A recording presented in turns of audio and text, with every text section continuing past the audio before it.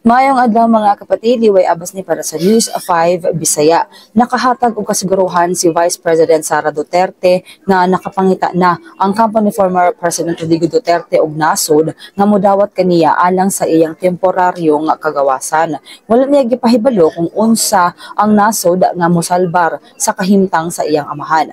Nahitabo ang pahayag human giposponar sa International Criminal Court ang gitakdang confirmation of charges batok sa former President sa Setyembre 23. Gisumiter sa iyang abogado nga si Nicholas Kaufman ang hangyo na ipailadong si Duterte sa medical examination tungod kay giingon nga unfit na siya. Gisupa kini sa Office of the Prosecutor tungod sa padayon nga pagdili sa pamilya Duterte sa pag-ila sa ICC isip lehitimong korte o sa hulga nga posibleng paikyason ang former president.